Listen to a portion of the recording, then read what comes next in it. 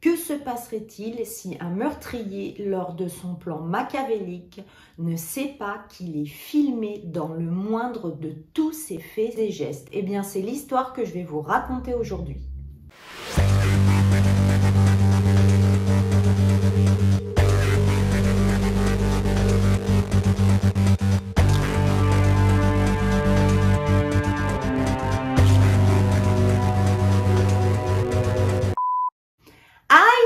Je suis ravie de vous retrouver pour cette nouvelle vidéo. Si, je suis vraiment trop contente d'être avec vous.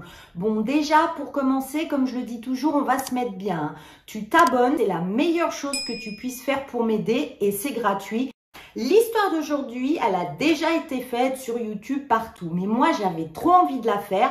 Bon bah déjà parce que j'ai retrouvé des petits détails nouveaux et aussi parce que cette histoire, elle est totalement hallucinante. Je fais une petite pause pour vous préciser que dans cette vidéo, je vais vous emmener avec moi à travers plein de vidéos que j'ai retrouvées du meurtrier, malheureusement de la victime. On va être en immersion totale, minute après minute, heure après heure et jour après jour. Ce sont vraiment entre guillemets des pépites. J'ai vraiment bossé dur pour vous trouver tout ça. Alors il y en a qui m'ont dit qu'ils seront contents de voir une longue vidéo. Eh bien accrochez-vous parce que là vous allez voir, c'est très dur à encaisser de voir toutes ces images. Allez, c'est parti! Grace Millan est née le 2 décembre 1996 dans l'Essex au Royaume-Uni. Ah bah oui, ça change, pour une fois, on n'est pas aux États-Unis. Donc Grace, elle est née au Royaume-Uni. Elle a ses parents, son père David Millan et sa mère Gillian Millan. Et elle a aussi deux frères et sœurs, Declan et Michael. Grace, elle était de Wickford en Essex. Elle est diplômée de l'université de Lincoln avec un baccalauréat en publicité et marketing. C'est une très bonne élève. Et puis là, comme elle a des bonnes notes et qu'elle a eu ses diplômes, elle va décider de prendre une année sabbatique pour voyager à travers le monde. Après avoir passé 6 semaines en Amérique du Sud, Millan, elle va partir en séjour de 2 semaines en Nouvelle-Zélande. Voyez, on voyage, hein, on n'est pas aux États-Unis maintenant, on est en Nouvelle-Zélande. Elle va arriver en Nouvelle-Zélande donc le 20 novembre 2018 et au début, elle va parcourir la partie supérieure de l'île Nord et elle va arriver à Auckland le 30 novembre.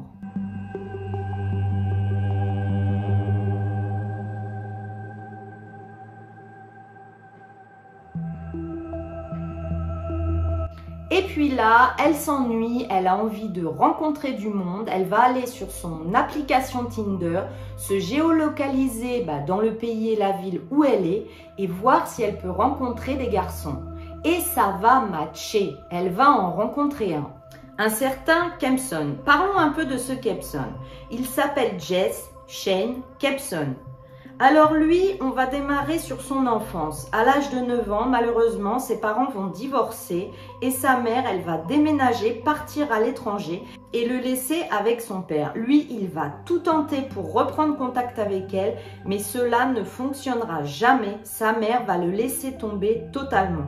Il dira que le divorce lui aura causé beaucoup d'anxiété et même de la dépression, mais qu'à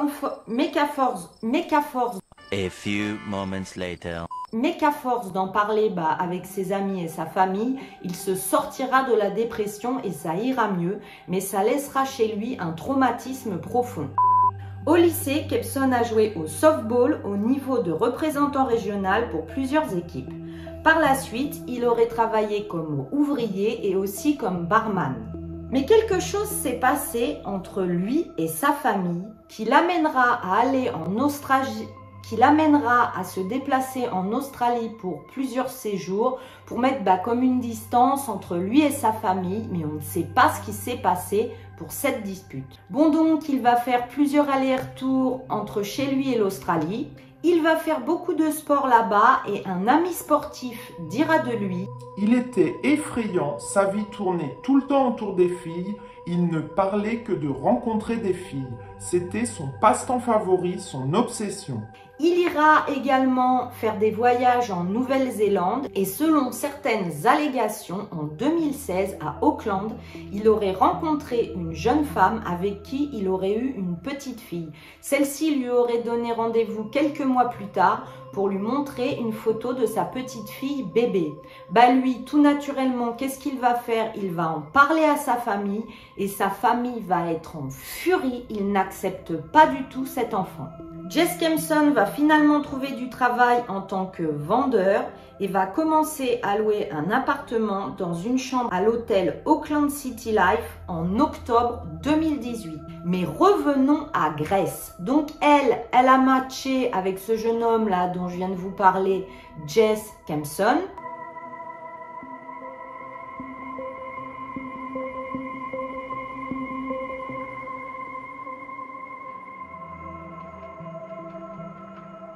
Et lui, il va la bombarder de messages jusqu'à temps qu'elle accepte de le rencontrer. Comme il est plutôt beau garçon, disent les filles, elle va se laisser faire et elle va accepter le rendez-vous. Nous sommes le 1er décembre. Ils vont d'abord se rencontrer dans le quartier des affaires.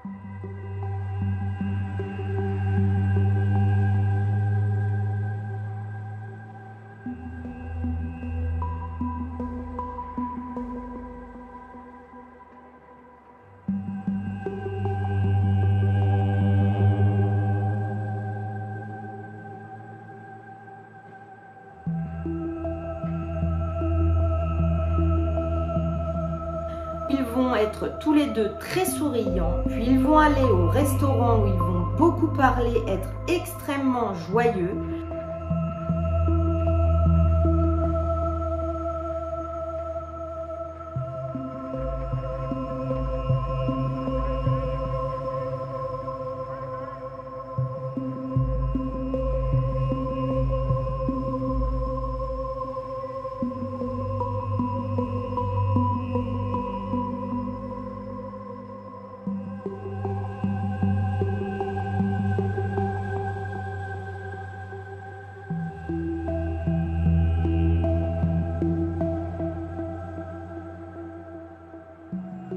Puis dans un bar où là ils vont finalement s'embrasser encore et encore, se prendre dans les bras.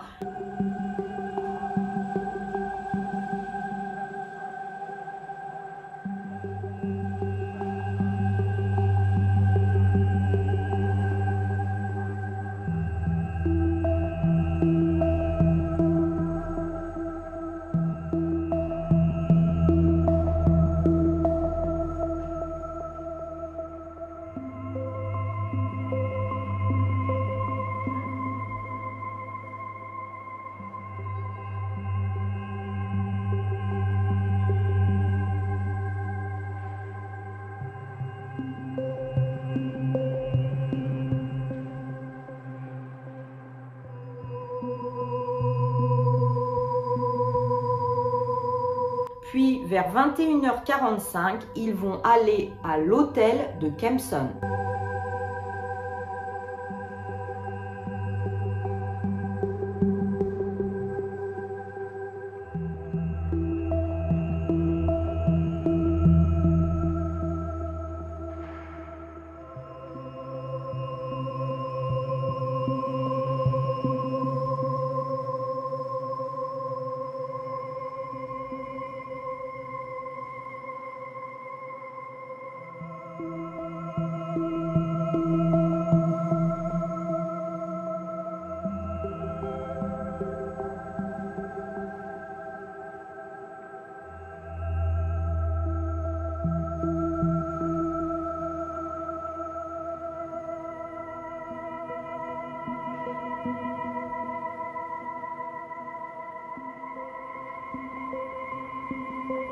La nuit va passer et le lendemain, le 2 décembre, il faut savoir que c'est l'anniversaire de Grace.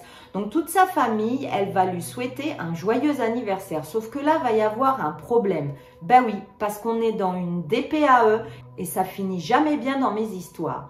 En effet, Grace ne répondra pas à ces messages, ce qui n'est pas normal parce que, en principe, quand vous recevez des messages d'anniversaire, bah vous répondez. Bon, après, vous me direz peut-être qu'elle est dans sa love avec Kempson et qu'elle n'a pas le temps de regarder son téléphone. Mais je crois pas. Bref, elle ne donnera pas de nouvelles et cela toute la journée. Son père s'inquiète parce qu'aujourd'hui, elle a 22 ans et elle ne répond pas. Et donc, le téléphone de Grace restant toujours sans réponse, il va décider de prendre l'avion et de se rendre en Nouvelle-Zélande pour voir ce que devient sa fille.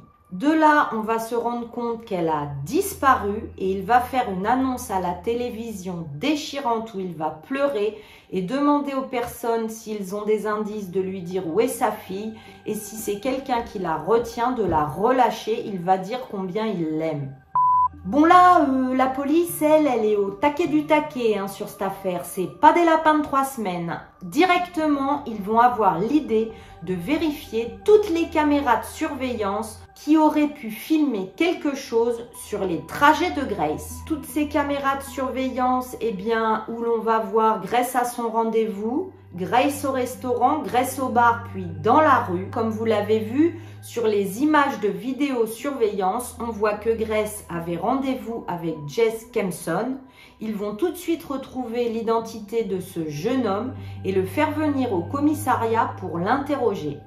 Bon bah lui tout de suite il dira qu'effectivement ils ont passé la nuit ensemble mais qu'après elle a quitté son appartement pour rentrer chez elle. Après que l'interrogatoire se poursuive encore et encore et que ses réponses sont de plus en plus bizarres, il va changer une deuxième fois de version et dire que oui, elle a dormi chez lui et que le matin, l'autre, il se réveille et il va la trouver morte par terre. Il dira qu'il a eu peur et que ne sachant quoi faire, il l'aurait mis dans une valise et se serait débarrassé du corps dans un parc, une très grande forêt dont il aurait trouvé l'adresse la nuit sur Google. Bah oui, tiens, non mais ça c'est une réaction tout à fait normale. T'as fait une date avec une fille géniale, tu te réveilles, elle est par terre sans vie et t'appelles pas l'ambulance, t'appelles pas la police. T'essaies pas de lui faire un massage cardiaque. Non, non, tu vas sur Google, tu tapes forêt, parc éloigné de la ville, tu mets la jeune femme dans une valise et tu l'emmènes là-bas. Mais quelle horreur! La police ne va pas le croire et il va encore changer de version une troisième fois et là, accrochez-vous. Il va dire que cette nuit-là, lors de leur rapport intime, ils ont pratiqué d'un consentement mutuel des jeux extrêmement violents et que cela a mal tourné car il l'a étouffée sans faire exprès. Bon alors là, on va faire pause. Moi, je tiens à vous rappeler quand même qu'une strangulation ou une asphyxie, cela prend entre 3 à 8 minutes. Donc, vous n'allez pas me dire que pendant ces 3 à 8 minutes, le gars là, il s'est pas rendu compte qu'il y avait quelque chose qui tournait pas rond. Je n'y crois pas. À chaque fois, quand les personnes disent qu'ils ne l'ont pas fait exprès, il ne faut pas les croire. Reprenons. Et là, à votre avis, là, le Kempson, qu'est-ce qu'il va dire à la police? Il a fait quoi après? Il est retourné sur Tinder et il a eu une autre date. Non mais alors là, faut pas pousser mémé dans les orchidées, parce que imaginons que sa version elle soit vraie, le gars il s'en veut, il a tué la fille sans faire exprès. Non mais à quelle heure tu pars en rendez-vous? Mais non, mais tu pleures pendant 6 mois, tu ne t'en remets pas, tu as de la culpabilité. Eh bien non, lui, il va à un rencard Tinder, un deuxième. Bon, en plus, entre-temps, il va faire du shopping. Alors, pas chez Zara et Jennifer, non, non.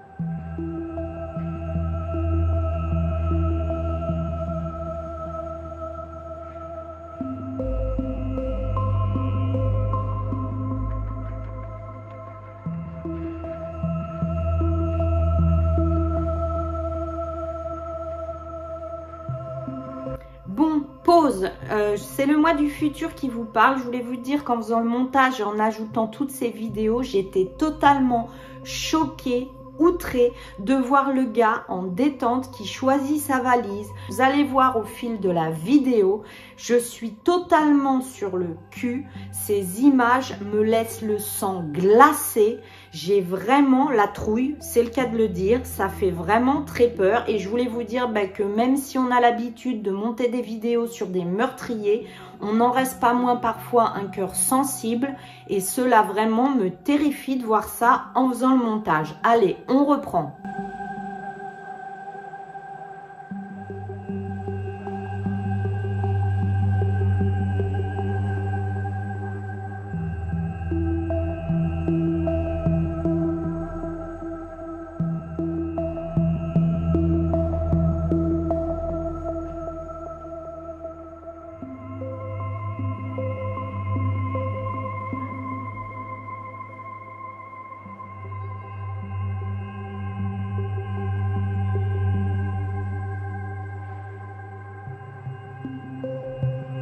Il va acheter des produits de nettoyage, mais à part ça, tout va bien.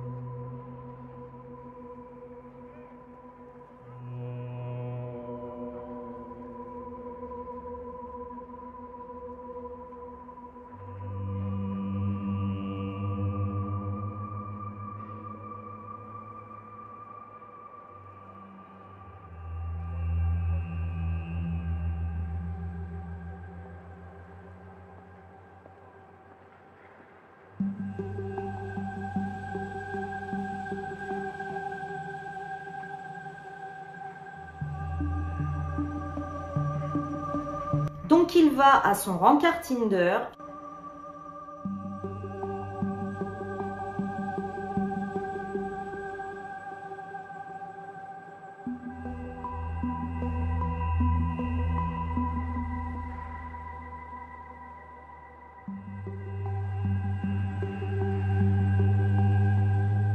Et la jeune femme qui a été retrouvée, et la jeune femme qui a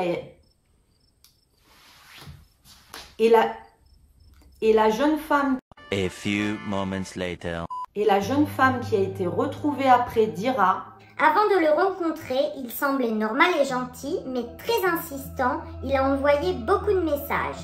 Le jour où nous nous sommes rencontrés, il a dit qu'il ne se sentait pas prêt à rencontrer quelqu'un, à avoir quelque chose de sérieux. Pendant le rendez-vous, il semblait très loin, il semblait un peu nerveux, agité, il a extrêmement parlé. Il était très peu captivé par ce que je répondais. Par contre, il me racontait certaines histoires bizarres sur son travail. et qu'il connaissait quelqu'un qui avait accidentellement tué son partenaire lors de rapports intimes. Ce rendez-vous durera environ 1h30, mais comme je me suis sentie mal à l'aise, j'ai préféré partir. Je marchais dans la rue jusqu'à ma voiture, mais j'ai senti qu'il était derrière moi et j'ai fait semblant d'aller à une autre voiture et il a disparu. Sur ce rendez-vous, j'ai senti une intuition générale que je n'étais pas en sécurité avec lui et que ses histoires étaient vraiment bizarres. En repensant 1 an plus tard à ce rendez-vous, elle dira « Cet homme est en fait très différent de son profil qu'il a mis en ligne. J'ai l'impression qu'il cachait vraiment quelque chose et que pendant tout le rendez-vous, il a voulu paraître beaucoup plus cool qu'il n'était. En tous les cas, j'étais tellement inconfortable avec lui. J'ai vraiment senti aussi que ce type voulait me faire beaucoup boire. »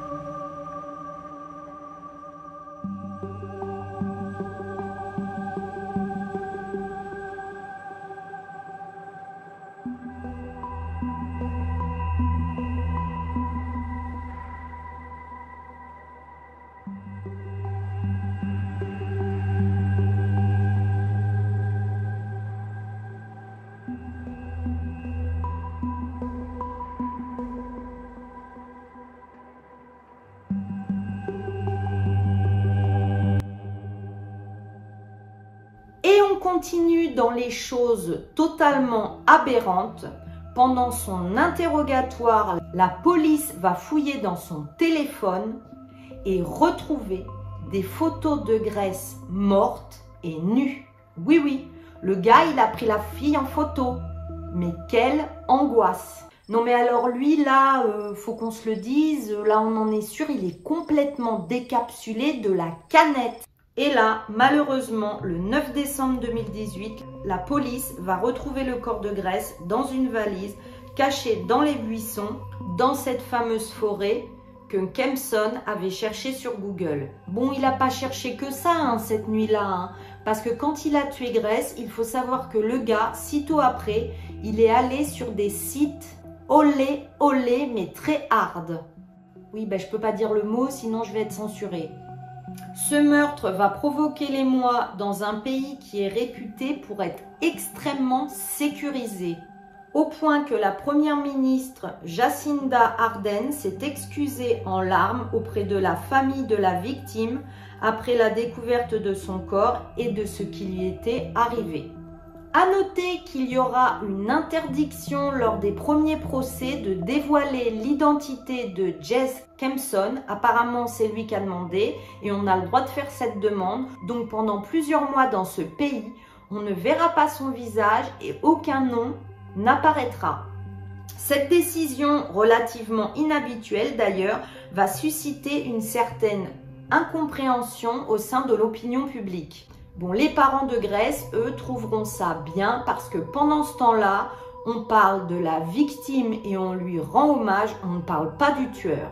D'ailleurs, je ne sais pas si vous le savez, mais il y a certains pays où quand il y a des drames ou des massacres, les pays ne donnent jamais le nom des tueurs parce que justement, il y en a qui sont totalement mégalos et qui aiment être en quelque sorte des stars, et pour pas leur donner gain de cause et être heureux de se voir dans les journaux, ils ne donnent jamais leur nom.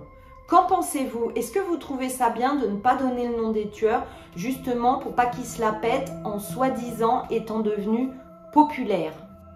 Le 10 janvier 2019, des centaines de personnes se sont rendues aux funérailles de Grace à la cathédrale de Brentwood dans l'Essex. Lors du procès, la défense avait soutenu que la jeune femme était morte de façon accidentelle, c'est-à-dire que eux, la défense, ils vont dire que c'est pas de sa faute et que ça peut arriver lors de relations intimes olé, des choses comme ça. Eh bien non, l'opinion publique va s'en mêler et être outrée. Cela ne doit jamais arriver.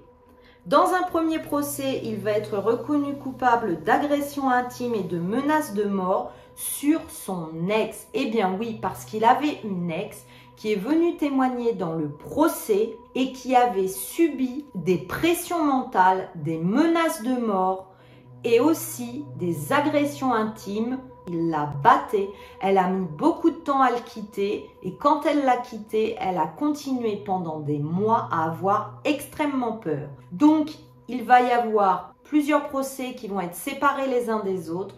Il va y avoir le procès pour Grace, le procès pour son ex, donc qui portera plainte pour l'enfer qu'il lui a fait vivre. Et vous verrez, il y aura un troisième procès, mais j'en parlerai plus tard. Comme je vous avais dit, les policiers sont vraiment sur le dos et ils vont même faire appel à des experts en langage corporel. Les experts vont analyser l'entretien avec la police et ils disent que Jess Kempson a laissé échapper des mouvements qui montraient qu'il mentait sur la mort de Grace. Je trouve ça très intéressant parce qu'on n'en parle pas souvent du langage corporel dans les affaires criminelles. Je vais vous mettre la vidéo et en même temps je vais vous parler de ce qu'ils disent. Donc ils disent que souvent lors d'un entretien, quand quelqu'un avale et lèche ses lèvres et qu'ils prennent souvent des gorgées d'eau, cela veut dire qu'ils sont extrêmement anxieux. Que ses mains sous la table, ses jambes qui gigotent et qui se serrent, c'est des indicateurs qui suggèrent soit l'anxiété, la peur ou les deux. Et aussi la peur d'être pris quand on ment. Un autre indicateur indique que Jess Kempson mentait quand il est incapable de donner des détails précis sur la nuit et qu'il s'arrête entre chaque question pour répondre au moins 3 à 5 secondes. D'ailleurs, les personnes diront: nous avons une énorme hésitation, ça s'appelle une disfluence. Il doit réfléchir sérieusement à la question que l'on vient de lui poser avant de répondre. Cela prouve que c'est un mensonge et qu'il ne dit pas la vérité. Le professeur dira: si vous avez passé une très bonne soirée, vous n'avez pas besoin de faire une pause de plusieurs secondes pour le dire. De toute façon, ses jambes et ses mains se tendent sous la table et ses joues rougissent considérablement. Là, nous avons atteint un point très chaud. 3 indicateurs sur 2 canaux de communication nous suffisent pour être sûr qu'il s'agisse d'une tromperie et de mensonge. Et c'est ce que je pense aussi, et vous me direz dans les commentaires à ce stade de l'enquête, mais bon, on a toutes les preuves. Qu'est-ce que vous en pensez sur ces langages corporels? Est-ce que vous y croyez ou pas? La police a rassemblé énormément de preuves contre lui, donc les séquences de vidéosurveillance et même des taches de sang un peu partout dans l'appartement. C'est-à-dire que lui, il s'est pris pour une fédilogie là avec son Karcher, mais en fait, il n'a rien nettoyé du tout. Les taches de sang avec le luminol, on les retrouve toujours. Et puis, lors du procès, on va apprendre que Jess Kempson, il avait abusé intimement une autre jeune fille d'un autre date qu'il avait eu sur Tinder. Et c'est ça dont je vous avais parlé tout à l'heure, où je vous avais dit, on en parlera plus tard. 8 mois avant qu'il s'en prenne à Grace et qu'il mette main... 8 mois... 1 hour later. 8 mois avant qu'il s'en prenne à Grace, il avait rencontré une autre jeune femme sur Tinder. La soirée va démarrer exactement sur le même mode opératoire que la soirée de Grace. Discussion, rendez-vous, restaurant, pour qu'elle finisse malheureusement abusée par lui. En effet, elle voulait juste boire un verre chez lui et il va l'abuser intimement. Quand quelqu'un ne veut pas, il ne veut pas, non, c'est non. Après donc plusieurs procès qui auront lieu pour dissocier toutes ces affaires d'abus, de crimes les unes des autres, vont ressortir tout un tas de récits de témoins et d'histoires extravagantes sur ce que pouvait dire et faire Kempson. En effet, il avait l'habitude de mentir. Je vais vous dire ce qu'il a pu dire à tous les témoins. Là, il y a du bon mytho, Il dira qu'il faisait partie d'une famille qui était directrice d'une compagnie pétrolière. Il dira qu'il est le cousin d'un éminent joueur des All Blacks. Il dira qu'il avait des liens avec des gangs. Il dira qu'il était ami avec des policiers ou policier lui-même. Il dira qu'il était malade du cancer. Et tout ça était faux et inventé pour attirer l'attention sur lui. Et il disait, suivant les personnes à qui voulait bien l'entendre, tel ou tel bobard. Maintenant, je vais vous parler de ce que le procureur a dit sur la façon dont Grace est décédée. Selon le procureur, Grace est décédée d'une extrême forte pression sur le cou. Elle présentait également des ecchymoses sur la poitrine et sur les bras. Le procureur soutient que le suspect ne s'est à aucun moment arrêté ou inquiété de la mort de la jeune femme et que, je vous l'avais dit tout à l'heure, il a pris des photos intimes du corps avant de procéder à diverses recherches sur des sites olé olé. L'homme s'est ensuite donc rendu dans le centre-ville pour acheter la valise dans laquelle il a disposé du corps de la victime. Au final, Jess Kempson a été jugée devant la cour d'Auckland en novembre 2019. Il a affirmé qu'elle était morte lors donc de rapport intime consensuel, mais après un procès de 3 semaines, il a été reconnu coupable par un verdict de culpabilité unanime et plus tard condamné à la réclusion à perpétuité et perpète, c'est perpète. Il aura en plus une période minimale sans libération conditionnelle de 17 ans. Kempson, lui, il fera appel de sa condamnation, mais ça va être rejeté par la Cour d'appel de la Nouvelle-Zélande le 18 décembre 2020. Il va être également condamné pour ses multiples accusations d'abus intimes sur les 2 autres jeunes femmes en octobre et novembre 2020. Il faut savoir qu'au cours du procès, donc de l'audience, la maman de Grace va parler et elle dira: Vous avez pris l'avenir de ma fille et vous nous avez volé tous les souvenirs que nous allions construire. Elle est morte totalement effrayée et seule dans votre chambre d'hôtel avec vous. Notre famille est brisée et vous nous avez arraché le cœur. Les larmes que je verse ne s'arrêteront jamais de couler puisque je n'aurai jamais la chance de dire au revoir à ma Grace. Les journalistes Alison Moe et Paul Little ont critiqué la couverture médiatique comme un exemple de syndrome de la femme blanche disparue. Bon, alors je vais vous expliquer qu'est-ce que c'est que ce syndrome si vous ne le connaissez pas, le syndrome de la femme blanche disparue. En fait, au cours de toutes ces années, on s'est aperçu qu'en couverture de journaux ou sur un journal télé, quand vous mettez la photo d'une femme blanche, tout le monde va beaucoup plus s'y intéresser. Moi, il y a des trucs là que j'arrive pas à comprendre. En fait, une vie, c'est une vie. Allez dire... Explication plus terre à terre, c'est une attraction médiatique beaucoup plus importante qui est accordée aux femmes typiquement blanches et plus attirante. Ah oui, parce qu'en plus, si t'es pas dans la norme, si t'es pas jolie, on va pas s'intéresser à toi. Non mais de pire en pire. Et que l'intérêt sera encore plus fort si elles paraissent innocentes et angéliques. Ah bah jusque là, j'étais pas trop mal, hein, mais là, moi, je suis pas innocente et angélique, hein. Fin février 2020, d'autres journalistes, Sian Morris, celui du Guardian, a décrit l'utilisation de relations intimes brutales comme défense du meurtre exécrable et que ce n'est en aucun cas une excuse justement pour commettre des meurtres. L'université de Lincoln, où Grace a étudié, a déclaré que sa communauté était profondément attristée par sa mort. La Sky Tower et le Harbour Bridge d'Auckland ont été illuminés le 10 et le 13 décembre pour un hommage à Grace. Des veillées aux chandelles ont eu lieu entre le 11 et le 12 décembre à plusieurs endroits autour de la Nouvelle-Zélande, dans plusieurs villes. Voilà, cette triste et horrible histoire est finie. Je voulais vraiment vous la raconter, même si je sais qu'elle était déjà connue, comme je vous l'ai dit, parce que j'ai trouvé d'autres détails sur l'affaire, notamment le langage corporel, et que je trouvais complètement dingue qu'on arrive à avoir toutes les images de vidéosurveillance du tueur là.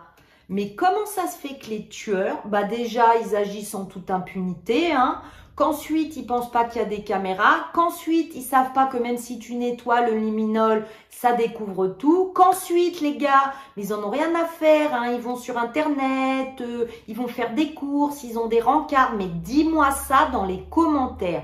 Qu'est-ce que tu penses de tout ça, de toutes ces images vidéo, de l'attitude du tueur? Dis-moi ça.